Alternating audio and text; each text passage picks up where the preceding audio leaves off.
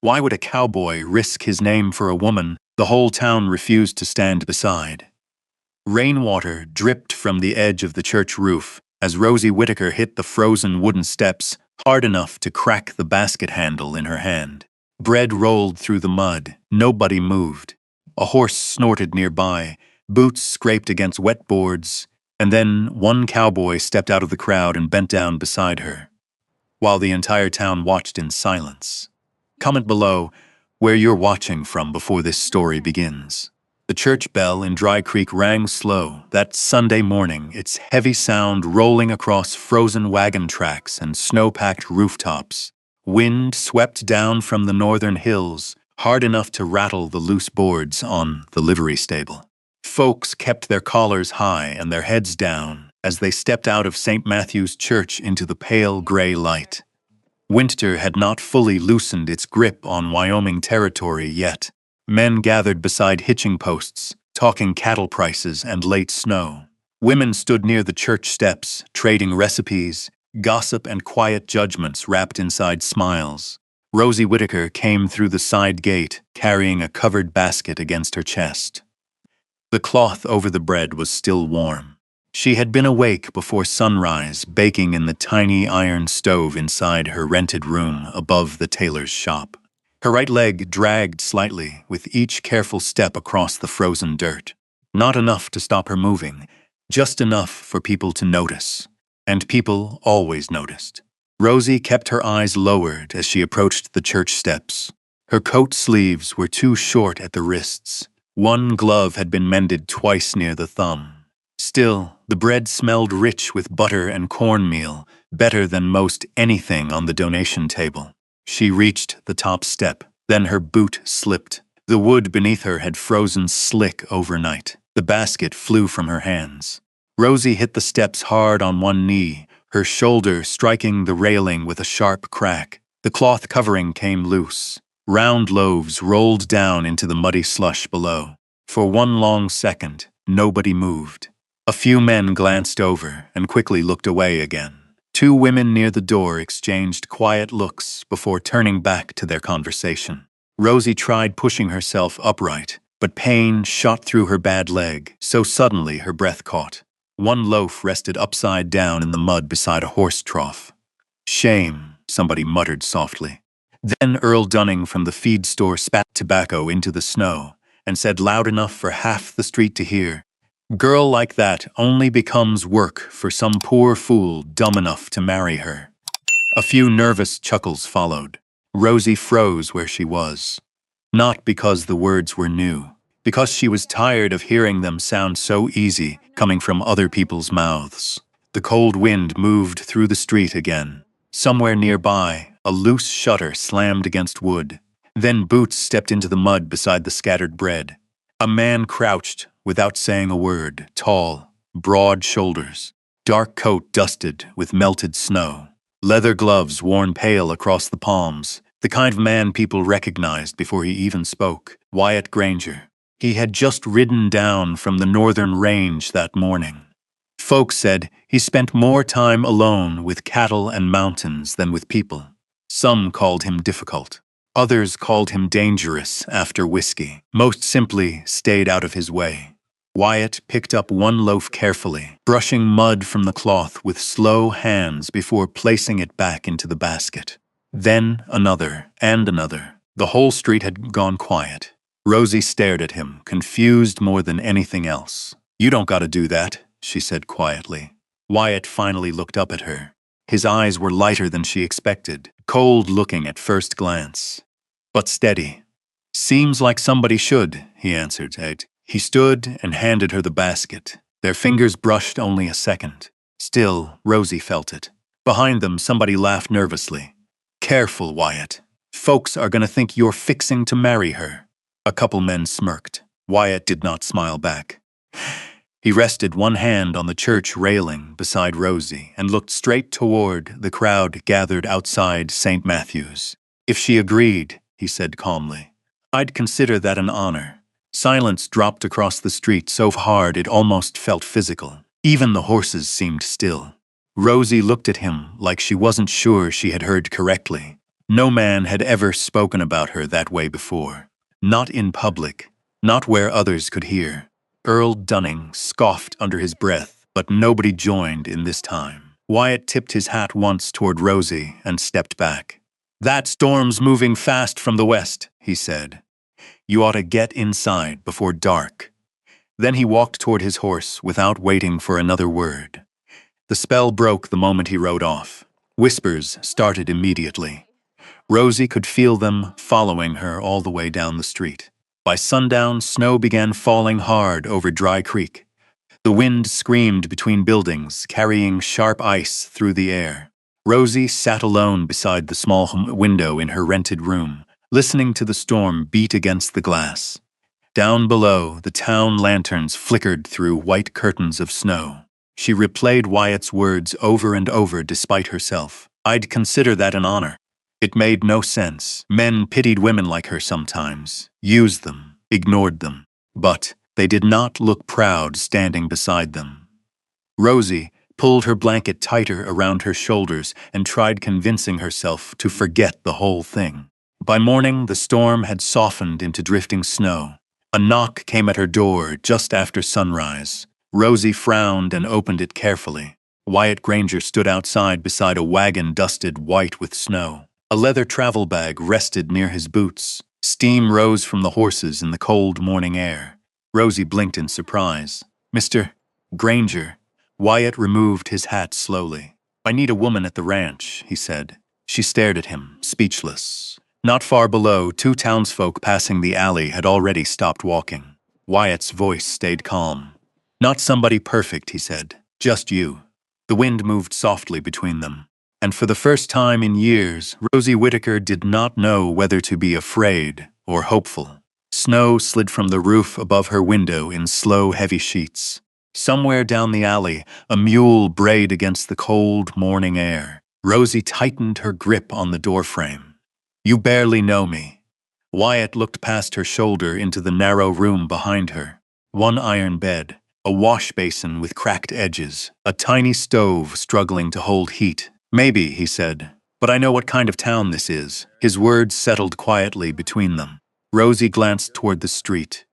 Two women near the Mercantile were already pretending not to stare at Wyatt's wagon parked outside her building. "You asking me to work for you?" she asked carefully. Wyatt nodded once. "Cook if you want. Keep the place standing. Tell me if the cattle break through fencing." A faint breath left him in the cold. "Or don't talk much at all. That's fine too." That almost made her smile. Almost. 3 days later, Rosie left Dry Creek beside him beneath a pale gray sky. The wagon wheels creaked across frozen roads, leading north toward the Absaroka foothills. Snow still covered patches of open land beneath the pine trees, though streams had begun breaking loose from winter ice. Wyatt spoke little during the ride. Not rude, just quiet in the way mountains were quiet. By late afternoon, Broken Pine Ranch appeared through the trees. The ranch house sat near a long, split-rail fence weathered silver from years of wind. Smoke drifted from the chimney. Beyond the barn stretched dry winter dark hills rolling toward the mountains. Rosie climbed down carefully from the wagon. Her bad leg stiffened from the ride, but before she could steady herself against the wheel, Wyatt had already moved an old wooden crate closer, like he'd noticed without looking. He never mentioned it, not once. Inside, the ranch house smelled faintly of cedar smoke, saddle leather, and coffee left warming too long on a stove. Old Ben Mercer looked up from the kitchen table as they entered.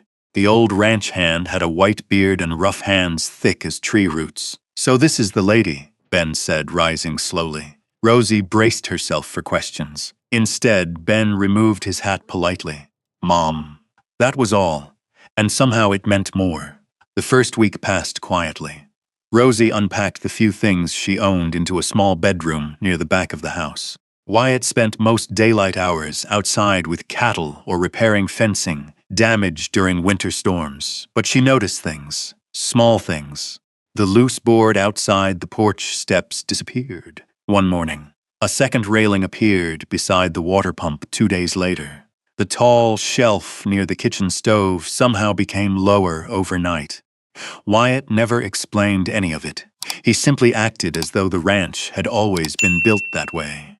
One icy morning before sunrise, Rosie entered the kitchen and found a sack of fresh flour beside the table. No note, just flour. She turned when Wyatt came inside, carrying firewood under one arm.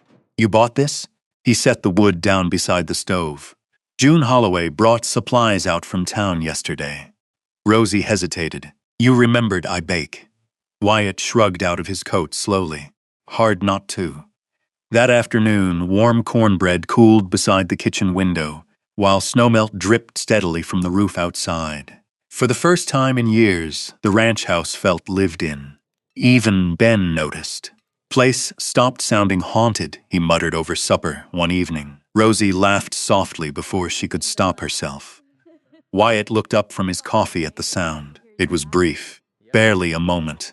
Still, Rosie noticed the corner of his mouth move like he almost smiled too. Days turned into weeks. The air softened with the first signs of spring. Some evenings, Wyatt returned, long after dark, smelling of horse sweat, cold wind, and pine smoke. Rosie would leave a plate warming near the stove without asking whether he wanted it. Every time he ate it. One night, a hard storm rolled down from the mountains without warning.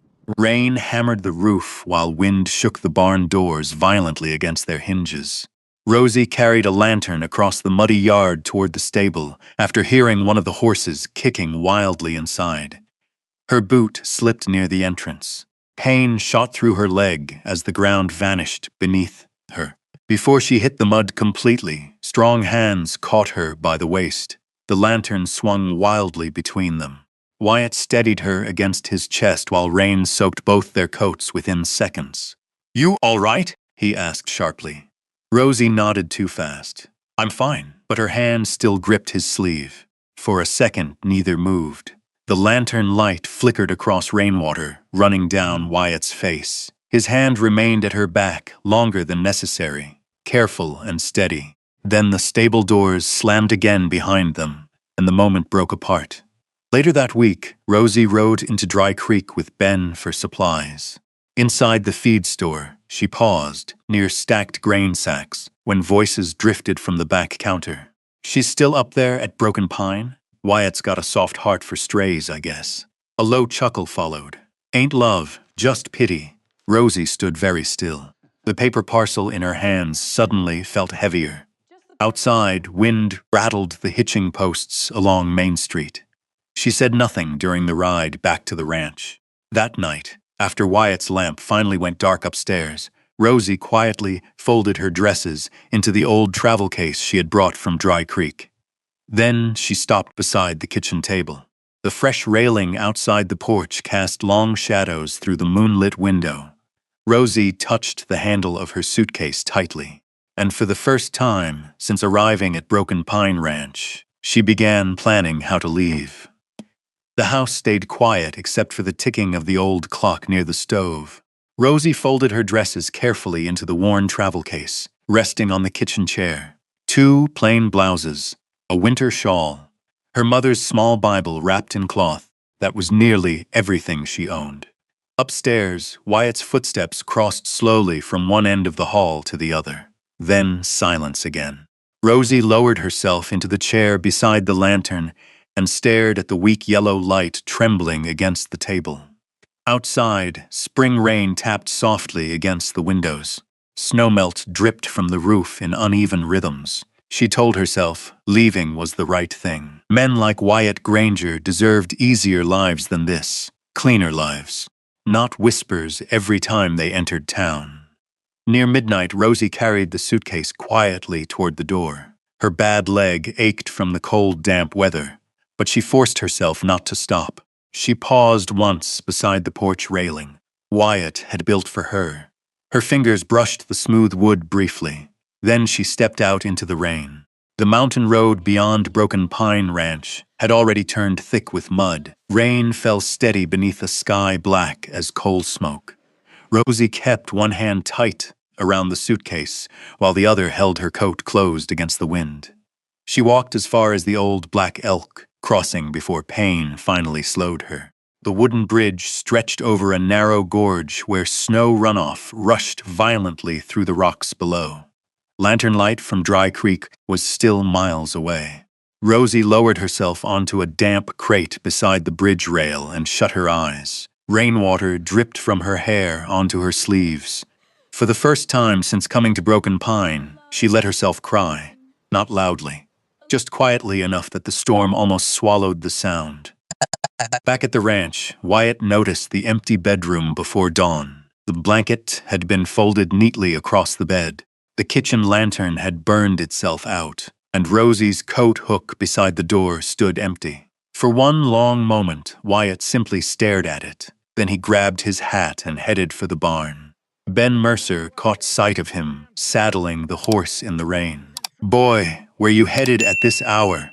Wyatt tightened the cinch hard enough to make the horse shift sideways. "She left." Ben's face darkened immediately. Without another word, Wyatt rode out into the storm. Rain lashed across his coat as he followed wagon tracks leading north from the ranch road. Mud splashed beneath the horse's hooves. Twice he nearly lost the trail entirely where runoff crossed the road. But he kept riding. By the time he reached Black Elk Bridge, dawn still hadn't broken. Rosie heard the horse first, then Wyatt's voice through the rain. "Rosie!" She looked up too quickly. Wyatt dismounted hard enough to splash mud across his boots. His face looked sharper than she had ever seen it. Wet hair clung to his forehead beneath his hat brim. "What are you doing out here?" he demanded. Rosie stood slowly, gripping the suitcase tighter. "You shouldn't have come after me." "The hell I shouldn't." The words came faster than usual from him. Wyatt stepped forward and took the suitcase straight from her hand before she could stop him. "You think you can barely walk half these roads alone in this weather?" "I managed before you," Rosie shot back quietly. Something in Wyatt's face shifted then. Not anger exactly, something closer to hurt. Rain hammered the bridge around them. Rosie looked away first. "Folks already talk enough. You don't deserve that because of me." Wyatt stared at her like he could hardly believe what he was hearing. "So that's what this is?" he asked. "You think I brought you there out of pity?" Rosie swallowed hard. "You didn't have to say it," she whispered. "I heard what people say." Wyatt ran one tired hand across his face before looking out toward the dark gorge below. "When I was younger," he said slowly, "there was a woman I planned to marry." Rosie blinked in surprise. Wyatt rarely spoke about himself at all. "She left after I sold half my land, helping my brother settle his debts." His voice stayed calm, but distant somehow. "Said she didn't sign up for a hard life." Rainwater rolled from the brim of his hat. "After that, I stopped expecting much from people." Rosie watched him carefully. Wyatt looked back at her then. "But you," he shook his head faintly. "You walked into a town that spent years trying to make you feel small, and you still kept showing up every Sunday carrying bread for folks who barely looked at you." Rosie's eyes filled again before she could stop it. "No one chooses somebody like me," she said softly. Wyatt stepped closer. "I did." The wind moved sharply through the bridge rails. Wyatt's voice dropped lower. "The moment I saw you stand back up outside that church without a single person helping you." Neither of them moved for several seconds. The rain softened slightly around them. Then suddenly, far across the hills behind the ranch, an orange glow burst against the dark sky. Wyatt turned first. His face changed instantly. Smoke, heavy smoke. A second later came the faint sound of horses screaming through the storm. Rosie's breath caught. "The barn," Wyatt said, and before the words fully settled between them, he was already throwing himself back onto the saddle and riding hard toward Broken Pine Ranch. Rain slashed sideways across the road as Rosie struggled after him in the wagon trail mud. Her bad leg burned with every uneven step, but fear pushed her forward faster than pain ever could. By the time she reached the ranch gate, flames were tearing through the upper half of the horse barn. Orange light flashed against the wet pine trees. Horses screamed inside the smoke, while sparks blew across the yard like swarms of fireflies. Ben Mercer and two ranch hands were hauling buckets from the water trough, shouting over the storm. Get the south gate open. The beam's gonna give. Wyatt didn't wait for anyone. He charged straight into the smoke-filled stable with a wet blanket wrapped around one arm. Rosie's heart nearly stopped. "Wyatt!" she shouted, but he disappeared inside before the sound reached him. The next several minutes blurred together in smoke, rain, and chaos. One frightened mare burst through the side door, nearly knocking Ben into the mud. Another horse kicked against broken stall boards while flames climbed the rafters overhead. Then Wyatt emerged through the smoke, leading two terrified horses by their reins. His coat sleeve had blackened from sparks. Blood ran from a cut near his temple. Still, he turned immediately toward the barn again. Rosie caught his arm before he could go back inside. "The roof's falling," she said breathlessly. For a second, he looked ready to argue. Then the top beam cracked loudly overhead. The roof collapsed inward in a shower of sparks. Heat rolled across the yard, hard enough to force everyone backward. Silence followed. Only rain remained. Hours later, dawn crept gray and exhausted over Broken Pine Ranch. Smoke drifted from the ruins while soaked fence posts steamed quietly in the cold air. Wyatt sat at the kitchen table with his injured shoulder wrapped in clean bandages. Rosie stood beside the stove heating water, while Ben slept upright in a nearby chair, hat pulled low over his face. Nobody spoke much. The loss hung too heavy in the room. Rosie carried a cup of black coffee toward Wyatt carefully. He reached for it with his good hand, wincing slightly as he moved. "You should rest," she said softly. Wyatt looked at the burned barn through the window. "Can't afford much rest right now." Rosie noticed the ledger books spread across the table beside him. Feed costs, repair estimates, debt numbers scratched beside cattle counts. One missing barn could ruin a ranch after winter, especially this far from town. Later that afternoon, Rosie walked through the ruins alone. Rainwater dripped from charred beams. The smell of wet ash clung to everything. Near the back wall, half hidden beneath blackened wood, she noticed something strange. A broken lantern. Its glass had shattered outward. Rosie crouched slowly beside it. The oil reservoir still smelled fresh. Too fresh. Her eyes narrowed.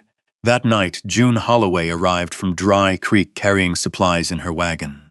The widow's face tightened the moment she saw the burned stable.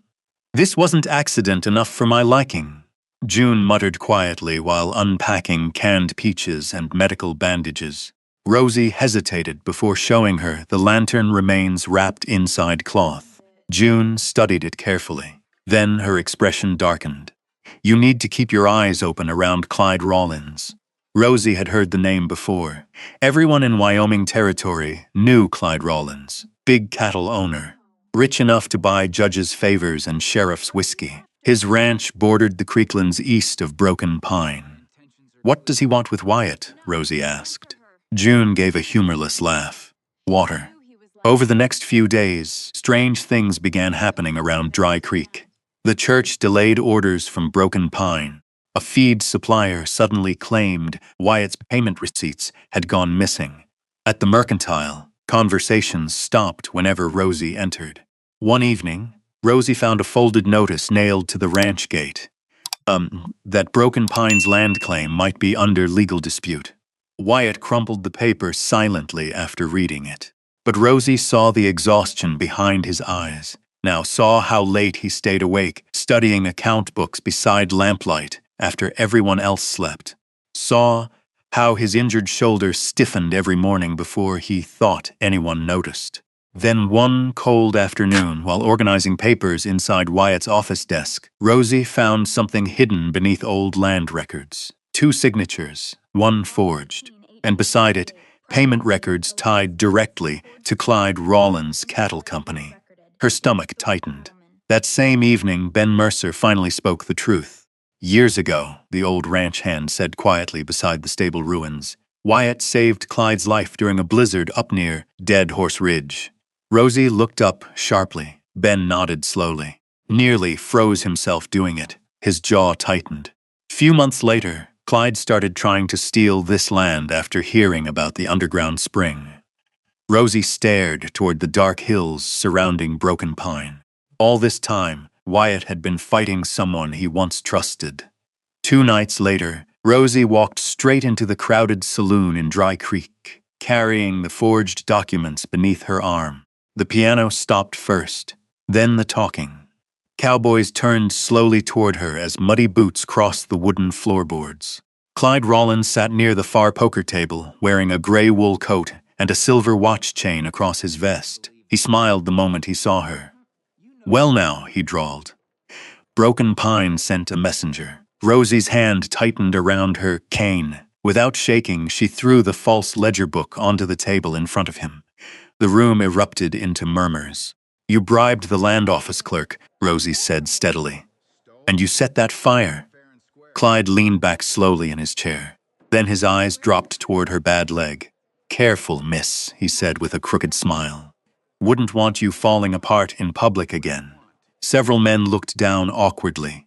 Before Rosie could answer, a chair scraped violently across the floor behind her.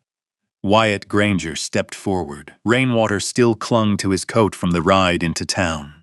His injured shoulder remained stiff beneath the fabric, but his voice came low and sharp enough to cut through the entire saloon.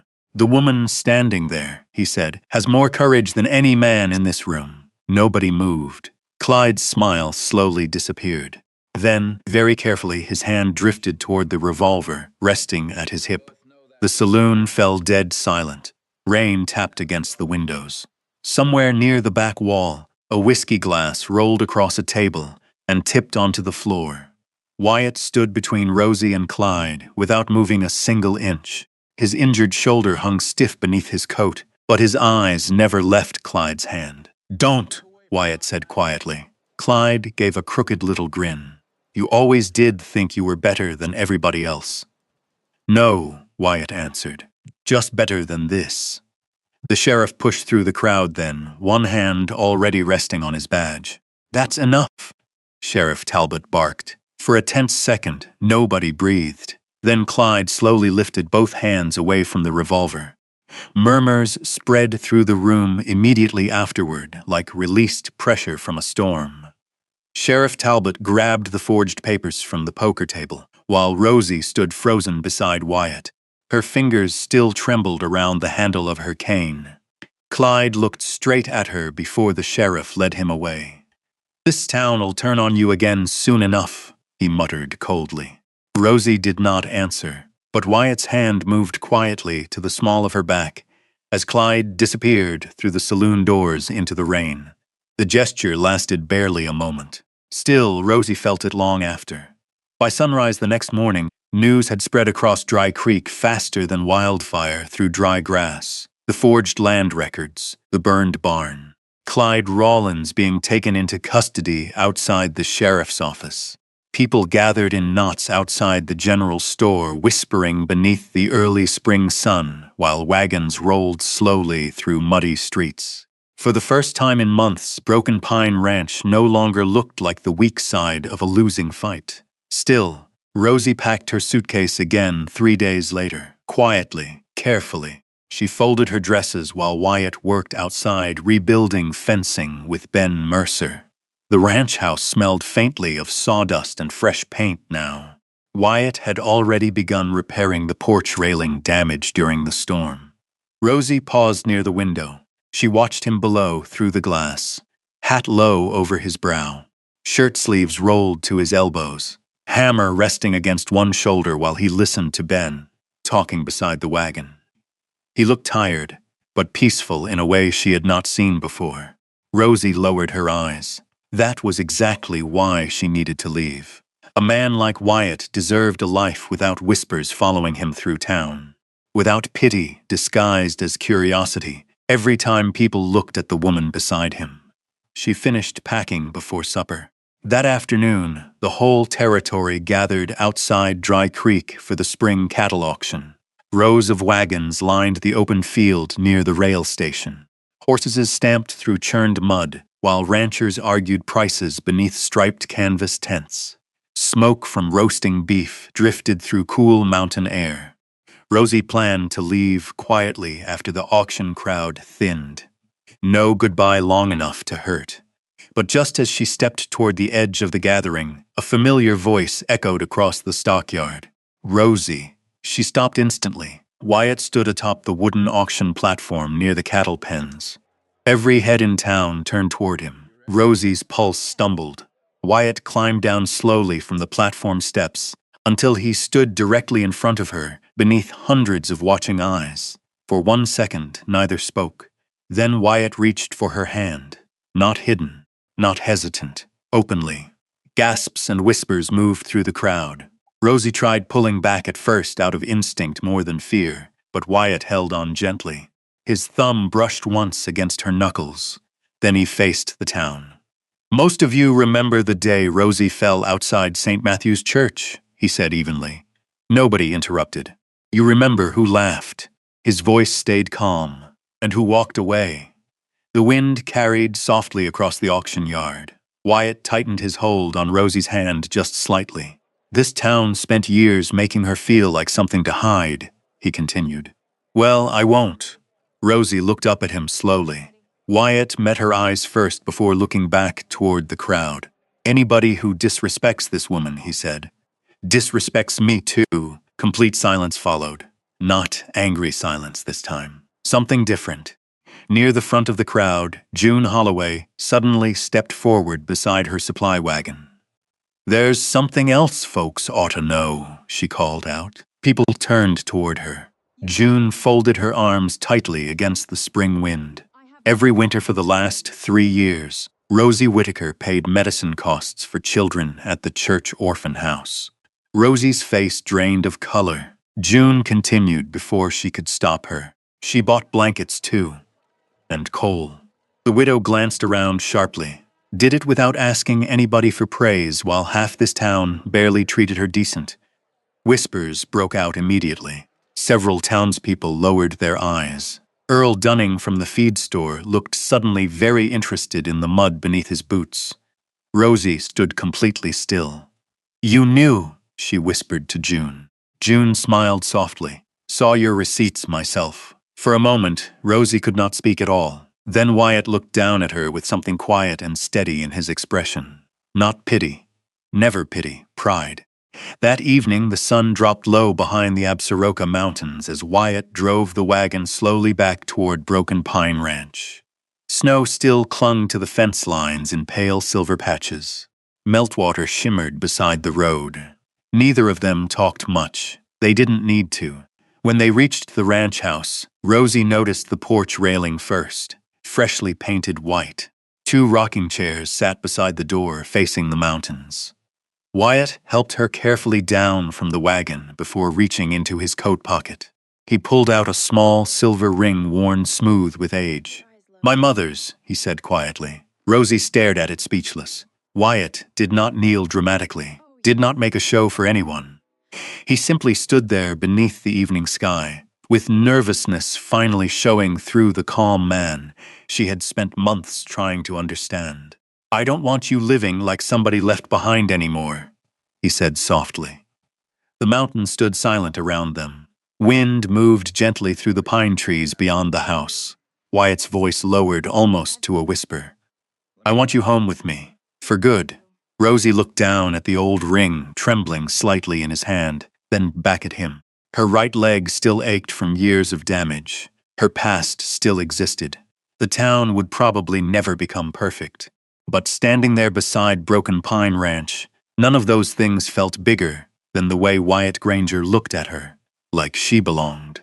Slowly, Rosie placed her hand into his, and for the first time in her life, nobody looking at her saw something broken. The mountains around Broken Pine Ranch stayed quiet as the last light faded behind the snow-covered ridges. Somewhere in the distance, a horse shifted inside the barn, and the porch boards creaked softly beneath Rosie's slow steps. Maybe that's why this story lingers, because deep down, most people know what it feels like to stand outside the warmth of a room and wonder if they truly belong there. To carry old scars so long that they begin to feel like your name. And maybe, if we're honest, we all hope someone will one look past the damage and choose us anyway, not out of pity, not out of obligation, but with steady hands and an open heart. Wyatt never tried to erase Rosie's pain. He simply made room for her beside his own. Sometimes that's what healing really looks like. Not grand speeches, not perfect endings. Just one person staying when the world expects them to walk away. And maybe love in the Old West was never about saving somebody. Maybe it was about reminding them they were never beyond saving to begin with. If this story stayed with you tonight, let me know in the comments where you're listening from, and what moment touched your heart the most. And if you'd like, stay a little longer here with us. There are still more quiet roads, forgotten towns, and deeply human stories waiting just beyond the next firelight.